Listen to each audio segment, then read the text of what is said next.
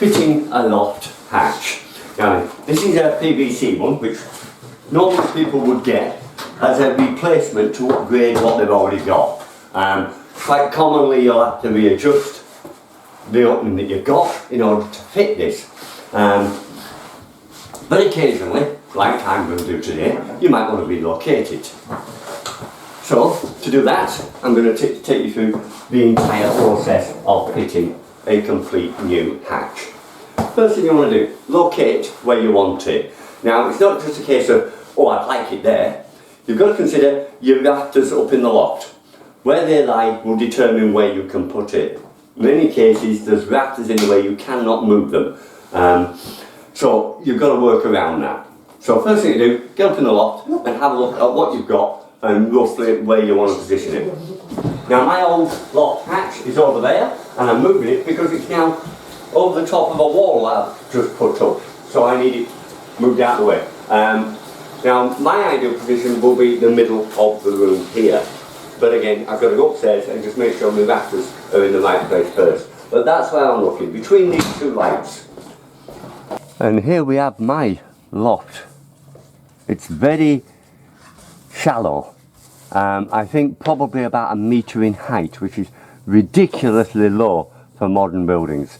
It's a 1910, 1920 style building, which is very low, and therefore I don't have any headroom to work on.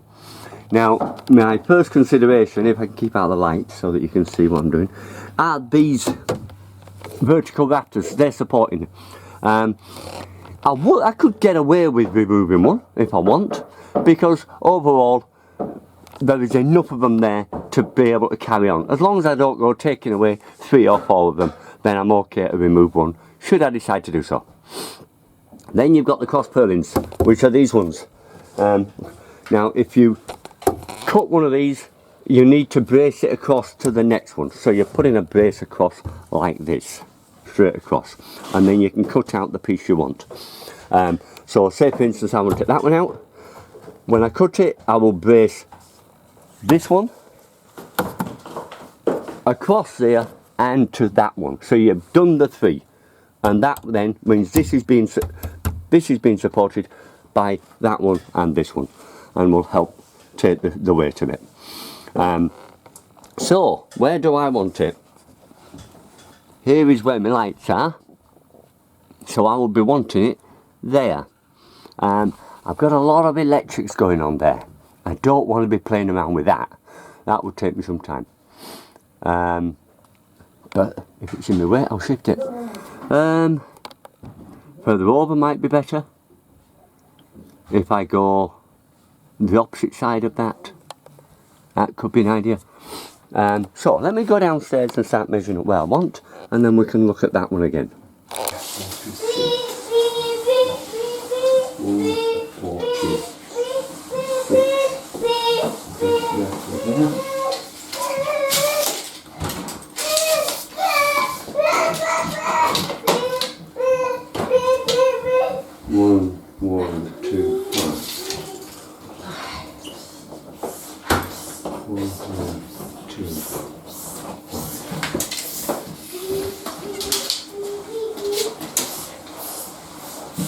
65.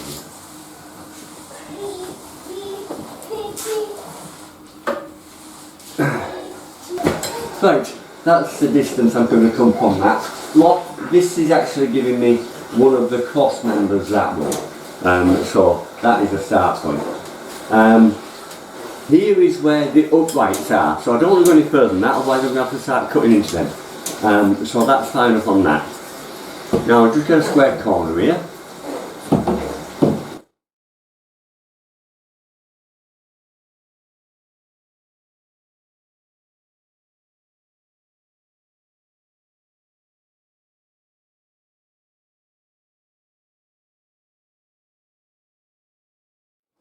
And that's enough for now. The rest we'll do once we've got an opening, because we don't want to commit to that yet, because it's still all guesswork really. We now just want to open up around there, get up inside, have a look and make sure that is where the beam is. It might be 20mm off. We've taken a long measurement. Once we've got that accurate, then we can start the first corner and work out our full square from there. I'm making it drop down there so I can put a loft ladder that way, or any ladder. If I can't get a loft ladder because of this pitch up there, I don't know. But a ladder then can sit down that way, down the length of the passageway. Right, so let's get that open and see what we've got up there.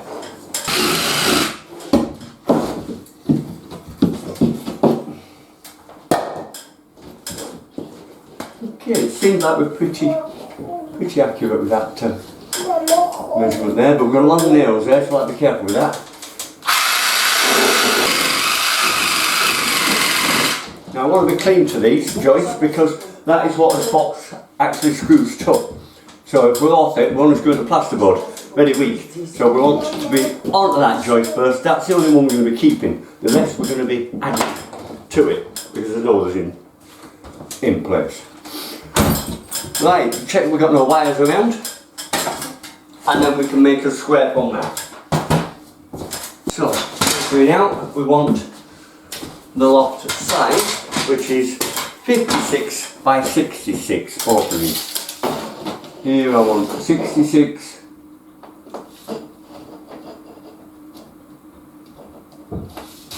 There. And the other way 56.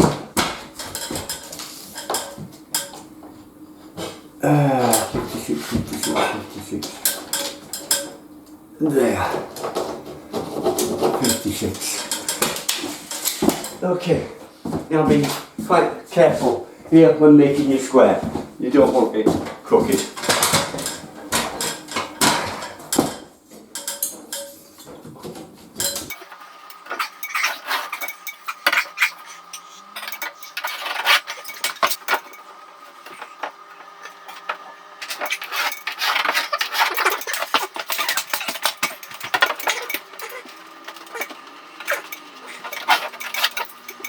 Okay, now I just go upstairs, make sure I've got no wiring anywhere near that location, and then I can get the saw and get it all chopped down.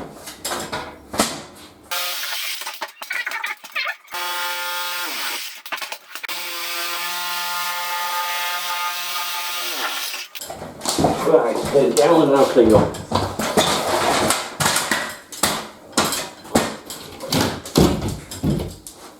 Okay, now I've got one opening, and you can see the multitude of timbers that need collecting.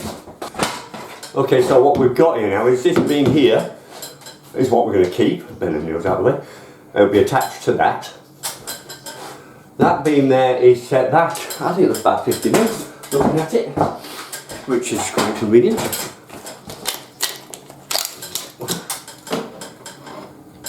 Yeah, 55 mils. Right, clean that up. So I can put timber straight onto that, and then that will be my timber. This one, gotta go. What we do is we don't cut back there, we cut back there minus 50. So we cut back 50 mil back there, 50 mil back there. Then we can set another one in, flush with this, screw to that, or nail to that, nail to that, nail to that, nail to that, nail to that. Now, because I've got a renovated building, I've got two roof structures. I've got the old roof structure, which was set at the 2.9 metre height. I believe that is 2.9. It would have been 2.6. Strange. Anyway, it was higher, a lot higher, so it got lowered to the normal standard 2.4 that we use now. But it means I've got two lots to get to. This lot, the lower lot, all it's doing is holding the ceiling. The lot above is holding the roof, all the slates. So that's a critical one. But I'm only moving one. So nothing dire is going to happen. But I'll still do the same, adding reinforcement. So do the same at the top as you do at the bottom. Cut out the opening, taking an extra 50 mil off, and then put braces across and tie it all up. So this one is just to stop things twisting. We don't need it. Right, so let's get the saw, get things cut up, and get replacement pieces in. And what I'm going to do, I'm going to strap straight across there, So I can cut these out and I can secure them. Then they're solid. Then I just want to put a piece in here ready for that to fasten up to. And then I'm ready to go in. So I'll go get them 2 pieces at 91. Yeah, 2 pieces at 91. A 4 piece at 91.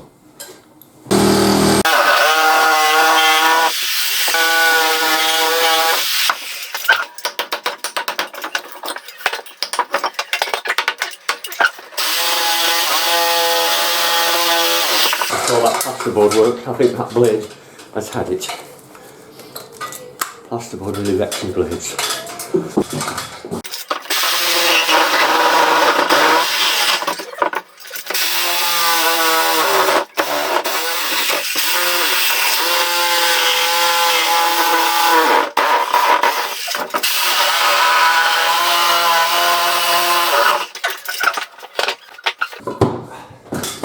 Okay, top the timbers up first, just checking everything's fitting.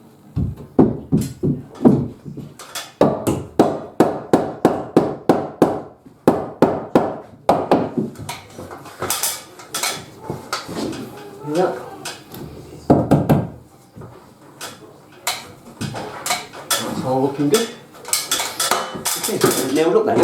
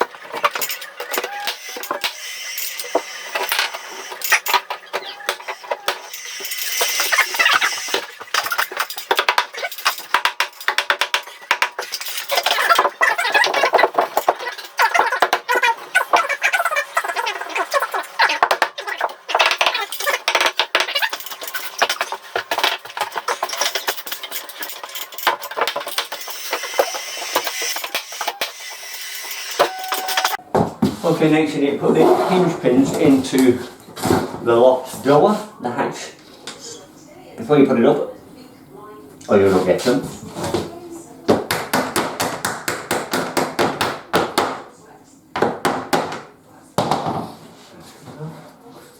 Yeah, that's good enough. Right, hoping now everything is a good fit.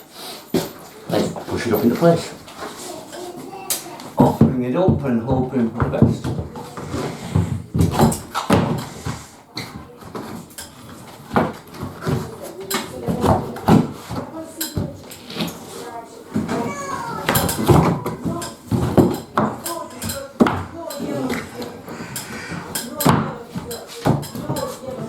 Right, yes.